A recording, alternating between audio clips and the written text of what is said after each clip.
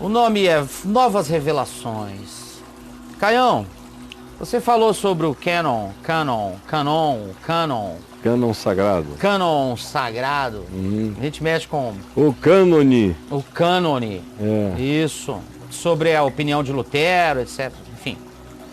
Caio, existe grande diferença entre o que o homem escreve por conta própria e o que escreve inspirado por Deus, como no Velho Testamento, a profundidade dos ensinamentos e do discernimento de Paulo e dos apóstolos. Então eu pergunto, qual parâmetro, qual método, Caio, você utilizaria para definir se um texto é humano ou divino? Todo texto é humano.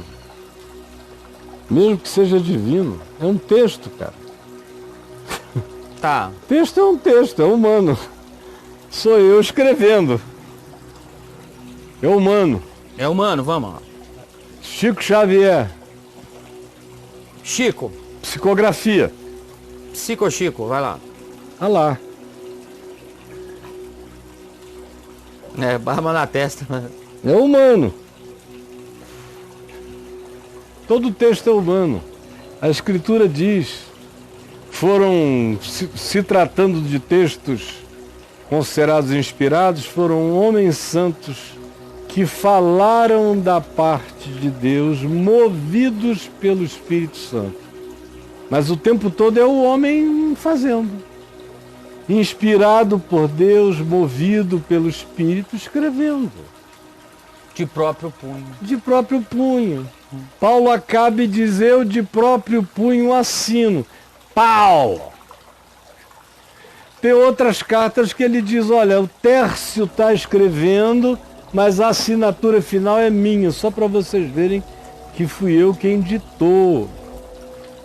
Então, eu acho tudo muito bizarro, esse negócio de querer que a palavra de Deus fique contida exclusivamente em livros e textos. É um reducionismo extraordinário, né? Livros e textos.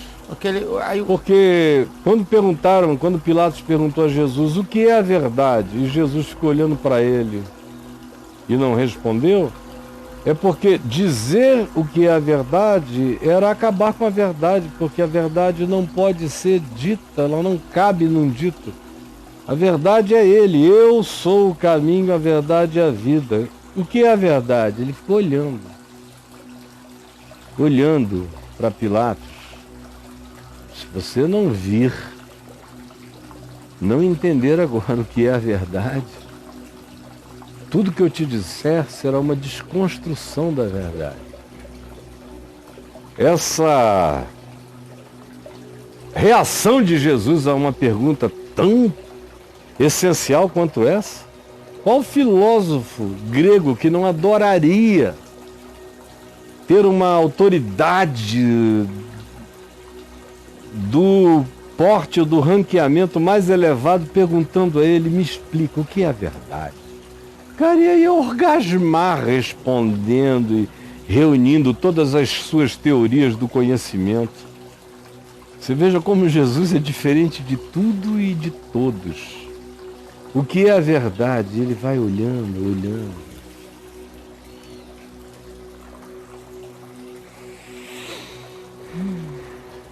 Para Pilatos. Pilatos vira de costas. Não insiste na pergunta. Anda para lá, anda para cá. Não compreendeu, mas angustiadamente entendeu que aquela não era uma questão com a qual se pudesse responder com palavras. Verdade é ou não é? A gente vive ou a gente não vive. A gente prova ou a gente não prova. Mas verdade a gente não explica. Verdade a gente não explica. Verdade eu sou. A verdade não cabe em textos, nem escritos. A verdade só pode ser encarnada. Nos textos, você tem as inspirações. Jesus não era uma inspiração de Deus, Jesus era Deus. Essa é a diferença entre o texto inspirado e o verbo encarnado. É outra. Totalmente diferente. Então, a pergunta é, se o verbo não falou de si, não deixou nada documentado, o que é que eu tenho do verbo? Eu tenho o que eu já disse hoje. Eu tenho os melhores testemunhos, os testemunhos que coadunam. Aí você diz, e como você pode ter essa certeza toda se você não estava lá? Você não foi um deles. Você estriba a confiança da sua vida toda na conjunção, na coadunação de textos que são em si coerentes, complementares e que parecem carregar o mesmo espírito da mesma pessoa, a mesma compreensão, o mesmo entendimento, o mesmo ser, fazer, viver. É isto, Caio, é isto sim. Porque eu baseio o resto da minha existência em coisas que não tem nada disso. Que não tem absolutamente nada disso. Você baseia a sua em nada. A maioria aqui. Eu tenho essa coerência. Essa pedra de esquina coerente. Aí você pode também me perguntar, mas se no fim de tudo tivesse sido só a mais fantástica de todas as produções, se no fim de tudo tivesse sido apenas a maneira mais linda de descrever alguém que passou fascinantemente pela Terra, se tivesse sido apenas a maneira mais tocada que os humanos já tiveram de expressar o sonho de Deus entre nós, transferido para a pessoa de Jesus, e se tivesse sido apenas isso, Caio? E aí eu te respondo que se tivesse sido apenas isso, se eu tiver crido em apenas nisto como o tudo da minha vida, eu ainda assim terei sido o mais bem-aventurado de todos os homens, porque essa conjunção me ensina a ser homem, me ensina a amar a verdade, me ensina a sinceridade, me ensina a verdade, me ensina a justiça, me ensina a não ter medo de aprender, de saber, de crescer, me ensina a saber, a saber compreender, me ensina o que é ser humano, me ensina como a vida só é humana se ela for construída em justiça, em compaixão, em solidariedade, em verdade, em amor.